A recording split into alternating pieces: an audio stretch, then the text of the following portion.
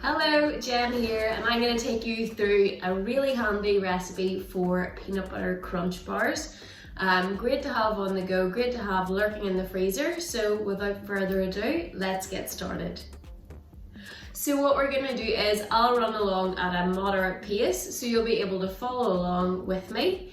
We'll not go too fast, we'll not go too slow, we'll go Goldilocks-y just right. What we're going to do is we'll start off with our blender and we're going to add in 100 grams of oats into here. I'm using quick oats, but any oats will be fine. And then a little pinch of salt. And 25 grams of raw cashews. And that's it. So we're gonna give this a quick blitz up. I'm just using like a NutriBullet type blender. I'll give it a quick whiz now.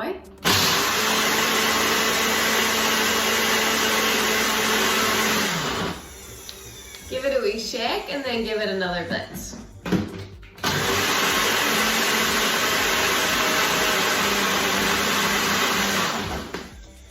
Okay, so we're gonna add this into a bowl.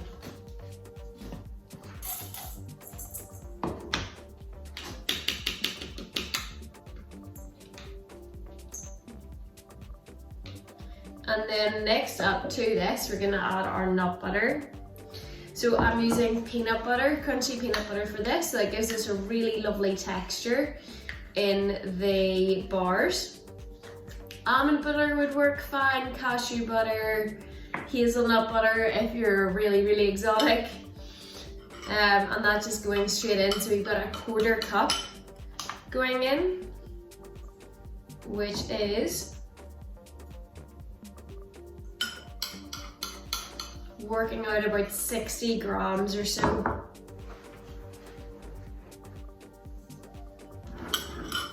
Next up, 2 tablespoons of maple syrup or honey or whatever liquidy sweetness you like. And then we're gonna add in a tablespoon of melted coconut oil as well.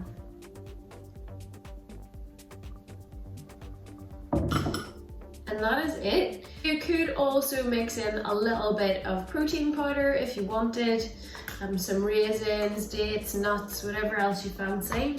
This is just a nice basic recipe. We're gonna give that a mix around. I'll give you a recap of what's in here while we mix. We have 100 grams of oats and 25 grams of raw cashews. And that's all blitzed up together with a pinch of salt.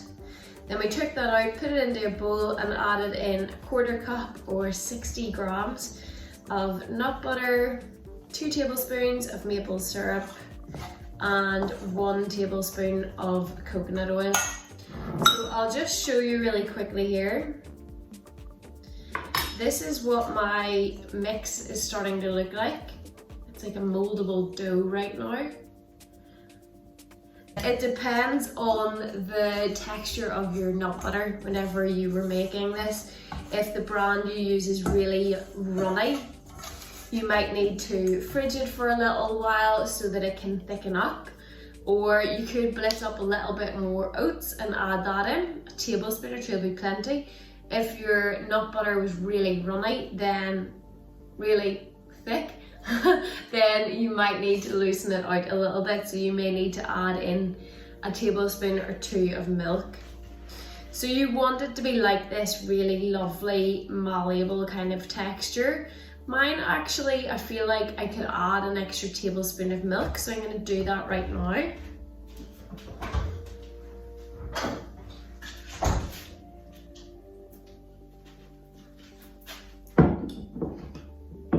And then I'm going to give it another wee mix around.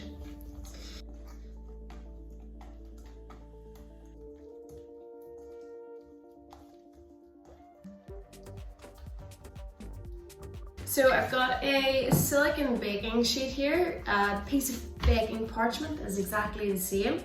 This is just reusable. And we're going to scoop up our mix and plonk it onto our silicone sheet. And then we're just going to squash it into a rectangle shape. and this will firm up a little bit in the fridge and allow us to cut it, and then we can coat it in chocolate.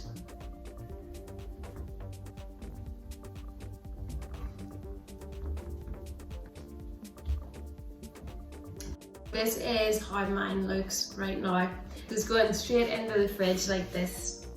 While that sets, we can give our kitchen a bit of a spruce up. So they're hanging out in the fridge right now, just setting up. They'll take 15 to 30 minutes to firm up. Once they are, you'll be able to cut them up and give them a little light drizzle in dark chocolate. And then you can store them in the fridge for 4 or 5 days, or whack them in the freezer for a couple of months. Thank you for joining me. Hopefully you learned something, hopefully you enjoy the bars, and hopefully they become a staple in your house like they are in ours.